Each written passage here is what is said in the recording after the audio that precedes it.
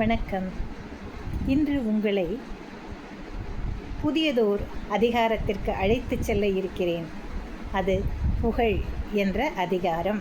புகழ்னா பிடிக்காதவங்களுக்கு யாராவது இருக்கமானா கண்டிப்பாக இல்லை. என்னை புகழ்ந்து பேசினால் எனக்கு ரொம்ப சந்தோஷம்.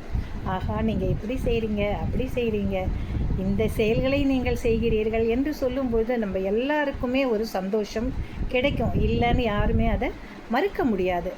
ஆனால் அந்த புகழ் சும்மா கிடைக்குமா? நிச்சயமாக கிடைக்காது. முதல்ல என்ன செய்யணும்? புகழுக்கு கருணை மனம் வேண்டும், இரக்க சுபாவம் வேண்டும், மற்றவர்களை நம்மை போல் சிந்திக்கும் திறன் வேண்டும். அதே போல் எல்லா விதமான நன்னடத்தைகளும் நம்மிடம் காணப்பட வேண்டும். மிகச்சிறந்த அறிஞர் பெருமக்கள், தலைவர்கள், இவர்களை நாம் எப்படி நினைவில் வைத்துக் கொள்கிறோம்? அவங்களாம் தான் இப்போ இல்லையே, அவங்கள ஏன் நினைவில் வைத்துக்கணும்? எப்படி வைத்து கொள்ள முடிகிறது அப்படின்னா, அவர்கள் செய்த மிகச்சிறந்த செயல்கள் அது எதுவாக வேண்டுமானாலும் இருக்கலாம்.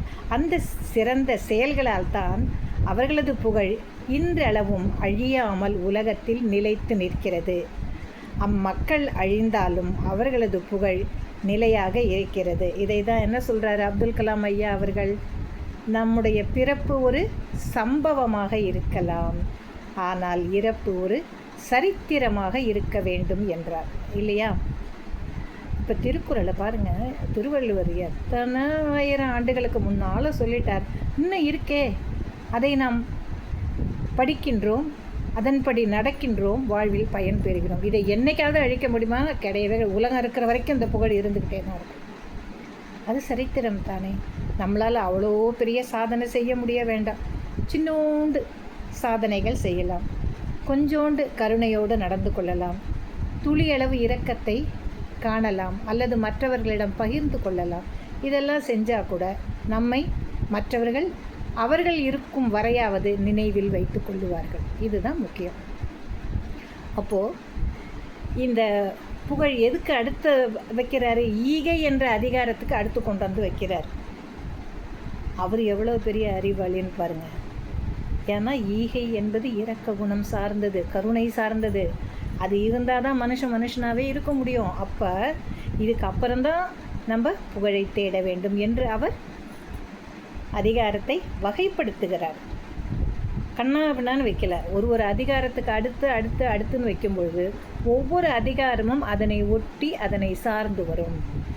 அவரை நினச்சி பாருங்கள், நம்மளால் ஆச்சரியமாக இருக்குது. உலக நடைமுறையை எத்தனையோ ஆயிரம் ஆண்டுகளுக்கு முன்னால் கணித்துட்டார். அறிவியெல்லாம் முன்னேறிடுச்சு. எவ்வளவோ அவருடைய காலத்தை விட இப்போ எவ்வளவு முன்னேற்றங்கள் வந்து விட்டன. இருந்தாலும் அவரது வார்த்தைகள் இன்றளவும் நமக்கு பயனை மட்டுமே கொடுக்கின்றன என்பது உண்மைதானே? சரியா? குறளுக்கு போகலாம். ஈதல் இசைப்பட வாழ்தல்,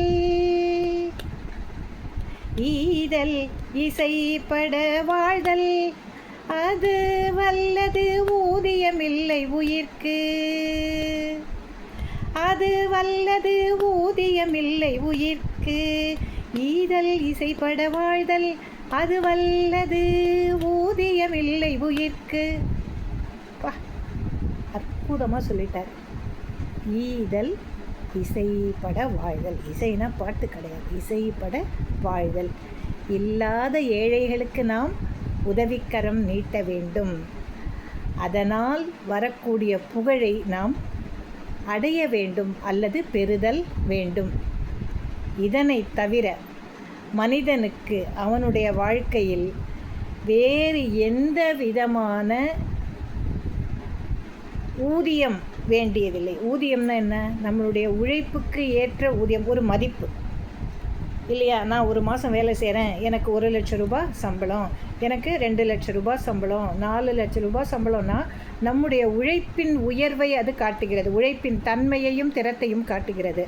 ஆனால் ஏழைகளுக்கு, இல்லாதவர்களுக்கு நாம் இரக்கத்தோடு உதவி செய்தால் அந்த உதவிக்கு ஊதியமாக கிடைப்பது என்னன்னா, பணமோ பொருளோ அல்ல, நிலைத்து நிற்கக்கூடிய புகழே ஆகும். இந்த புகழ்தான் நமக்கு ஊதியம். இந்த ஊதியம் பெறுவதற்காகவாவது நாம் மற்றவர்களிடம் கருணையோடு வாழ்ந்து புகழை ஊதியமாக பெற்றுக்கொள்வோம் என்று நிறைவு செய்கிறேன். நன்றியுடன் விடை பெறுகிறேன் இன்று.